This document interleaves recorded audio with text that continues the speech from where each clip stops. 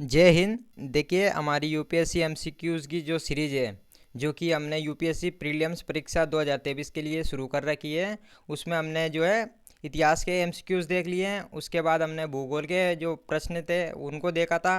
और आज हम इस वीडियो में जो है इंडियन इकोनॉमिक्स से संबंधित जो महत्वपूर्ण प्रश्न बनाए जा सकते हैं, जो कि यूपीएससी प्रीलिम्स परीक्षा के लिए महत्वपूर्ण हो जाते हैं, उनको यहाँ पर देखेंगे। तो यहाँ पर हमने जो है कुछ महत्वपूर्ण जो एमसीक्यूज़ हैं उनको सिलेक्ट किया है, जो कि आपकी परीक्षा के लिए जो है महत्वपूर्ण हो जाते हैं। तो इनको एक एक करके देखेंगे और इनको जो है यहाँ पर हम विश्लेषण के साथ देखेंगे। तो चलिए बढ़ते हैं आगे। और अंत में जो है आपके लिए एक अभ्यास प्रश्न रहेगा, जिसका जवाब आपको जो है कमेंट में देना है। तो चलिए सबसे पहले देखते हैं पहले प्रश्न को। तो पहला प्रश्न है, भारत में मुद्रास्फीति किसके द्वारा मापी जाती है? ये बताना है कि भारत में जो मुद्रास्फीति है, जो इन्फ्लेशन है, वो किसके द्वारा मापी जाती है। जैसे ऑप्शन ए है थोक मूल्य सूचकांक, जिसे कि WPI कहते हैं। ऑप्शन बी है शहरी गैर कामगारों के लिए उपभोक्ता मूल्य सूचकांक द्वारा। ऑप्शन सी है कृषि श्रमिकों के लिए उपभोक्ता मूल्य सूचकांक द्वारा। और ऑप्शन डी है राष्ट्रीय आय अवस्फीति द्वारा। तो इसमें से बताना है कि मुद्रास्फीति जो है वो किसके द्वारा मापी जाती है। तो इसका सही जवाब है ऑप्शन ए थोक मूल्य सूचकांक, जिसे कि WPI कहते हैं। अब यहाँ पर कुछ बातें जान लेते हैं कि जो मुद्रास्फीति है, जो इन्फ्लेशन है, इन्फ्लेशन का सीधा सा मतलब होता है महंगाई से। तो जो इन्फ्लेशन मापी जाती है, इसके दो आधार होते हैं। एक होता है CPI, जो कि उपभोक्ता मूल्य सूचकांक होता है, तथा दूसरा होता है WPI। इन दोनों के द्वारा जो है मुद्रास्फीति मापी जाती है। तो इसका यहाँ पर आंसर भी देख लेते हैं। जैसे इसका सही जवाब है ऑप्शन ए थोक मूल्य सूचकांक। अब इसको यहाँ पर विश्लेषण के साथ कुछ देख लेते हैं। जैसे कि मुद्रास्फीति का अर्थ होता है कीमतों में चढ़ाव, मतलब कीमतों में वृद्धि हो जाना। कि जो चीज़ बाजार में वस्तुएं होती हैं वो उनका महंगा हो जाना, इसे कहते हैं मुद्रास्फीति। कीमतों के भविष्य में बढ़ने की संभावना भी बनी रहती है। मुद्रास्फीति की दर WPI होलसेल प्राइस इंडेक्स द्वारा मापी जाती है। अब बढ़ते हैं दूसरे प्रश्न की तरफ। तो दूसरा प्रश्न है यहाँ पर, भारतीय रिजर्व बैंक RBI बैंकरों के बैंक केंद्रीय बैंक के रूप में कार्य करता है। तो जिसमें जैसे कि इसमें जो पहला कथन है वो है अन्य बैंक RBI के पास अपनी जमा संचित रखते हैं। कथन दो है आवश्यकता के समय RBI वाणिज्यिक बैंकों को ऋण देता है। और जो तीसरा कथन है RBI वाणिज्यिक बैंकों को मौद्रिक विषयों पर परामर्श देता है। तो इनमें से बताना है कि कौन सा जो कथन है, कौन से कथन वो सही है। तो यहाँ पर जैसे ऑप्शन देख लेते हैं। ऑप्शन ए केवल 2 और 3। ऑप्शन बी केवल 1 और 2। ऑप्शन सी केवल 1 और 3। या फिर ऑप्शन डी जो तीनों कथन सही है। तो इनमें से बताना है कि कौन सा कथन जो है वो सही है। तो इसका सही जवाब है ऑप्शन डी। तो तीनों कथन जो है वो सही है। अब इसको जैसे कि विश्लेषण के साथ यहाँ पर देख लेते हैं। RBI भारतीय रिजर्व बैंक बैंकों के बैंक तथा वाणिज्यिक बैंकों के लिए अंतिम ऋणदाता की भूमिका जो है निभाता है। जो RBI है वो सभी बैंकों का बैंक होती है। इसके अलावा जैसे बैंकिंग कंपनी जो अधिनियम है उसके अनुसार प्रत्येक बैंक को अपनी कुल जमा राशि का 2% तथा मांग जमा का 5% नकद रूप में जो है वो RBI के पास रखना पड़ता है, जिसे CRR भी जो है कहा जाता है। RBI वाणिज्यिक बैंकों को साख नियंत्रण हेतु परामर्श भी जो है देता है, जो कि जो मौद्रिक नीति होती है उसके तहत ये किया जाता है RBI द्वारा। यहाँ पर एक शब्द आया है CRR, इसको जान लेते हैं। CRR का मतलब होता है कैश रिजर्व रेशियो, जो कि मान लो जो कुछ छोटे छोटे बैंक होते हैं उनकी कुल जमा का जो है RBI के पास कुछ निश्चित अनुपात रखना पड़ता है। कैश रिजर्व रेशियो मतलब कुछ कैश उनके पास जो है RBI के पास रखना पड़ता है, इसे जो है कैश रिजर्व रेशियो कहते हैं, CRR कहते हैं। अब आ जाते हैं तीसरे प्रश्न पर। तो तीसरा प्रश्न है, भारतीय अर्थव्यवस्था के संदर्भ में निम्नलिखित में से कौन सा गैर वित्तीय ऋण में शामिल है। जैसे कथन ए है, जो पहला कथन है परिवारों का बकाया गृह ऋण। दूसरा कथन है क्रेडिट कार्डों पर बकाया राशि। कथन तीसरा है राजकोष बिल। तो इनमें से बताना है कि कौन से जो है सही है। जैसे ऑप्शन देख लेते हैं यहाँ पर। ऑप्शन ए केवल एक, ऑप्शन बी केवल एक और दो, ऑप्शन सी केवल तीन, या फिर एक, दो और तीन। तो इसका सही जवाब है ऑप्शन डी, तीनों ही कथन जो है वो सही है। अब यहाँ पर जैसे विश्लेषण देख लेते हैं इनका। गैर वित्तीय ऋण, जैसे यहाँ पर गैर वित्तीय ऋण का मतलब होता है वित्तीय संस्थानों के ऋण को छोड़ देता है, यानी उन संस्थानों को जो पूरी तरह से उधार देने और पैसे देने के लिए उधार लेते हैं। दूसरे शब्दों में, अगर नाबार्ड, IL&FS आदि ने इसे फिर से उधार देने के लिए धन उधार लिया तो ये वित्तीय ऋण होगा, और अन्य सभी प्रकार के ऋण जो है वो गैर वित्तीय ऋण होंगे। गैर वित्तीय ऋण का होता है जो कि सरकारी संस्थानों, परिवारों के द्वारा जो बकाया ऋण होता है उसको जो है गैर वित्तीय ऋण कहते हैं। अब बढ़ते हैं चौथे प्रश्न पर। ये जो है कुछ महत्वपूर्ण प्रश्न है जो कि हमारी प्रीलिम्स परीक्षा के लिए महत्वपूर्ण हो जाते हैं। अब देखते हैं चौथा प्रश्न। आम आदमी बीमा योजना के संदर्भ में निम्नलिखित कथनों पर विचार कीजिए। जैसे पहला कथन है, इस योजना के अंतर्गत बीमाकृत व्यक्ति भूमिहीन ग्रामीण कुटुंब के परिवार का मुखिया अथवा कमाऊ सदस्य होना चाहिए। कथन 2 है, बीमाकृत व्यक्ति 30 से 65 वर्ष के आयु वर्ग में होना चाहिए। और जो तीसरा कथन है, योजना में बीमाकृत व्यक्ति के कक्षा 9 से 12 के बीच पढ़ रहे 2 बच्चों तक के लिए निःशुल्क छात्रवृत्ति का प्रावधान है। तो यहाँ पर जो है कथन है और इनमें से बताना है कि कौन से कथन जो है वो सही है। तो इसमें जैसे कि ऑप्शन ए है केवल एक, ऑप्शन बी 2 और 3, ऑप्शन सी 1 और 3, या फिर तीनों कथन सही है। तो इसका सही जवाब यहाँ पर ऑप्शन सी 1 और तीसरा कथन जो है वो सही है, और दूसरा जो कथन है वो गलत है। अब यहाँ पर जैसे विश्लेषण देख लेते हैं इनका।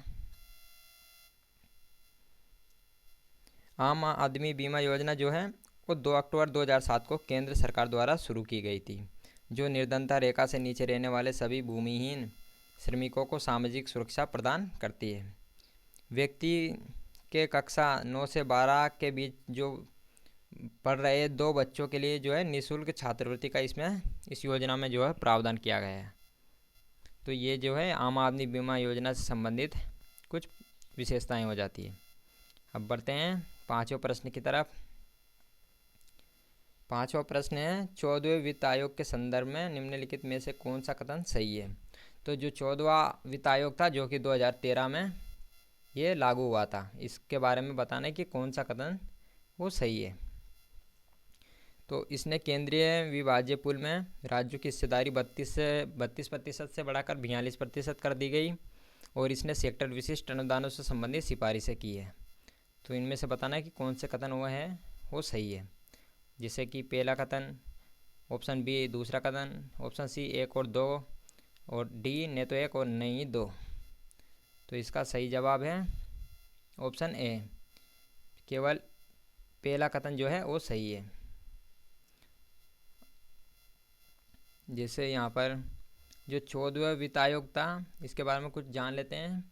ये जो है ये 2013 में जो है लागू हुआ था। तो इसमें क्या हुआ था कि जो राज्यों की हिस्सेदारी है वो 32% से बढ़ाकर 42% जो है कर दी गई थी।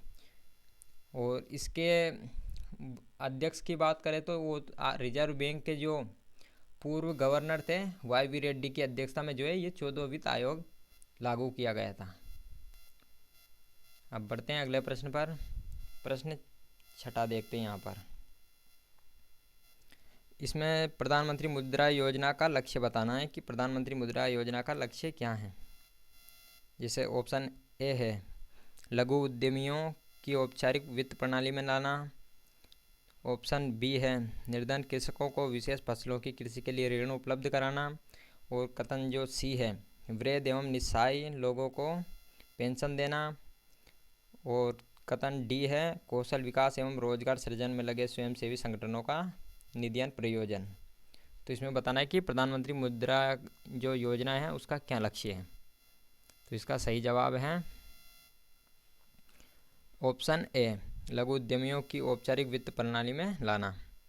जिसे विश्लेषण देखते हैं इसका। प्रधानमंत्री मुद्रा योजना सूक्ष्म इकाई विकास एवं पुनर्वित्त एजेंसी बैंक के तहत सूक्ष्म इकाइयों के विकास और पुनर्वित्त गतिविधियों के लिए भारत सरकार द्वारा स्थापित एक नई संस्था है। अब बात करें इसकी घोषणा की, तो ये 2016 के केंद्रीय बजट में जो है इसको पेश करते हुए वित्त मंत्री ने की थी। मुद्रा का उद्देश्य गैर निगमित लघु व्यवसाय क्षेत्र के लिए धन उपलब्ध कराना है और मुद्रा योजना का उद्देश्य छोटे व्यापारियों जो औपचारिक वित्तीय प्रणाली से ऋण प्राप्त करने में असमर्थ रहे हैं उनकी मदद करना है। तो ये प्रधानमंत्री मुद्रा योजना के बारे में कुछ बातें हो जाती है। अब बढ़ते हैं अगले प्रश्न पर। प्रश्न 7 को देख लेते हैं यहाँ पर। इसमें DRDA जो कि जिला ग्रामीण विकास एजेंसियाँ भारत में ग्रामीण गरीबी को कम करने में कैसे मदद करती है, तो इसके बारे में बताना है। जैसे कथन ए है, DRDA देश के कुछ विशिष्ट क्षेत्रों में पंचायती राज संस्थानों के रूप में कार्य करती है। ऑप्शन डी है, DRDA गरीबी और कुपोषण के कारणों का क्षेत्र विशेष वैज्ञानिक अध्ययन करते हैं और विस्तृत उपचारात्मक उपाय तैयार करते हैं।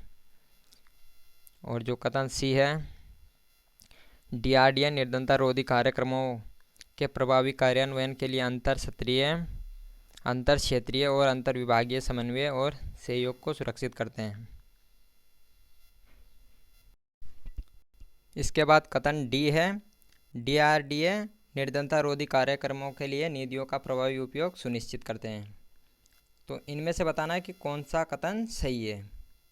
जैसे ऑप्शन ए 1, 2 और 3, ऑप्शन बी 3 और 4, ऑप्शन सी केवल 4, या फिर ऑप्शन डी 1, 2, 3 और 4। तो इसका सही जवाब है ऑप्शन बी, केवल 3 और जो 4 है वो कथन सही है। अब इसको विश्लेषण के साथ देख लेते हैं। DRDA जिला ग्रामीण विकास अधिकरण पारंपरिक रूप से ग्रामीण विकास मंत्रालय के निर्धनता रोधी कार्यक्रमों के कार्यान्वयन की देखरेख करने के लिए जिला स्तर पर प्रमुख अंग रहा है। ये पंचायती राज संस्थानों के रूप में जो है कार्य करती है। तो ये DRDA से संबंधित कुछ विशेषताएं हो जाती है। अब बढ़ते हैं अगले प्रश्न पर।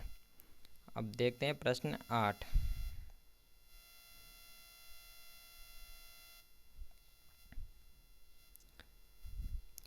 जैसे कथन ए है, भारतीय राष्ट्रीय भुगतान निगम NPCI देश में वित्तीय समावेशन के संवर्धन में सहायता करता है।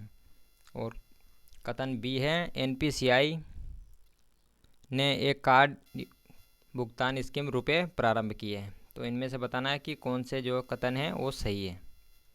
जैसे ऑप्शन ए है केवल 1, ऑप्शन बी केवल 2, ऑप्शन सी 1 और 2 दोनों, और ऑप्शन डी न तो 1 और न ही 2। तो इसका जो सही जवाब है वो है सी, 1 और 2 दोनों ही कथन जो है वो सही है। यहाँ पर इसका विश्लेषण देख लेते हैं। NPCI जिसे कि national payment corporation of India कहते हैं, कंपनी अधिनियम 2013 की धारा 8 के तहत पंजीकृत एक गैर लाभकारी संगठन है। यह देश में वित्तीय समावेशन के संवर्धन में जो है सहायता करता है और इस संस्थान ने एक कार्ड भुगतान स्कीम रुपए प्रारंभ की है। तो इस तरह दोनों कथन जो है वो सही है। अब आ जाते हैं 9वें प्रश्न को देखते हैं। यहाँ पर अटल पेंशन योजना के संबंध में निम्नलिखित कथनों में से कौन सा सही है। तो इसमें जो है अटल पेंशन योजना के बारे में बताना है कि कौन से जो है कथन वो सही है। जैसे पहला कथन है, ये एक न्यूनतम गारंटीड पेंशन योजना है जो मुख्य रूप से असंगठित क्षेत्र के मजदूरों को लक्ष्य बनाती है। दूसरा कथन है, परिवार का केवल एक ही व्यक्ति इस योजना में शामिल हो सकता है। और जो कथन 3 है, अभिदाता जो कि सब्सक्राइबर की मृत्यु के पश्चात जीवन साथी को आजीवन पेंशन की समान राशि गारंटीड रहती है। तो इनमें से बताना है कि कौन से कथन जो है वो सही है। जैसे ऑप्शन ए है केवल 1, ऑप्शन बी 2 और 3, ऑप्शन सी 1 और 3, यहाँ पर 1, 2 और 3। तो इसका सही जवाब है ऑप्शन सी, पहला और तीसरा कथन जो है वो सही है। अब यहाँ पर इसको विश्लेषण के साथ देख लेते हैं। अटल पेंशन योजना भारत सरकार द्वारा शुरू की गई एक सामाजिक सुरक्षा योजना है जिसका लक्ष्य भारत के सभी नागरिकों को 60 वर्ष की आयु के बाद एक निर्बाध आय उपलब्ध कराना है। ये राष्ट्रीय पेंशन योजना के फ्रेमवर्क पर जो है आधारित है। अभिदाताओं को शाखा द्वारा तत्काल स्थायी सेवानिवृत्त खाता संख्या प्राण उपलब्ध करा दी जाएगी। और यहाँ पर जैसे अटल पेंशन योजना की बात करें तो ये जो है ये भारत सरकार द्वारा जो है 2015 में कोलकाता में सबसे पहले शुरू की गई थी, जो कि प्रधानमंत्री नरेंद्र मोदी द्वारा शुरू की गई थी। अब आ जाते हैं 10वें प्रश्न पर। निम्नलिखित कथनों पर विचार कीजिए।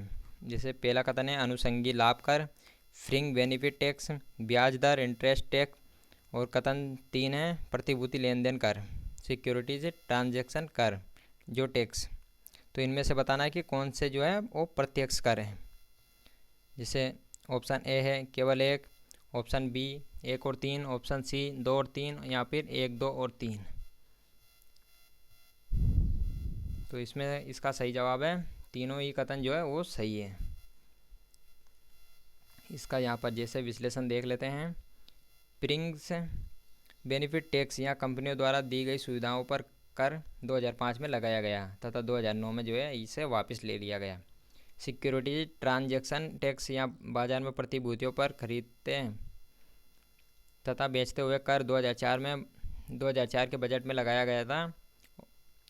802 अनुभाग हटने के बाद ब्याज पर भी कर लगने लगा। जिसे यहाँ पर प्रत्यक्ष कर की बात कर रहे हैं, यहाँ पर प्रत्यक्ष कर और अप्रत्यक्ष कर को समझ लेते हैं। जिसे प्रत्यक्ष कर हो जाता है जो कि डायरेक्ट लिया जाता है, जैसे कि हो गया इनकम टैक्स, आयकर, ये जो है ये प्रत्यक्ष कर है, डायरेक्ट टैक्स है। और बात करें इनडायरेक्ट टैक्स की तो जैसे कि जीएसटी हो गया, ये वैल्यू एडिड टैक्स हो गया, ये जो है ये अप्रत्यक्ष कर है।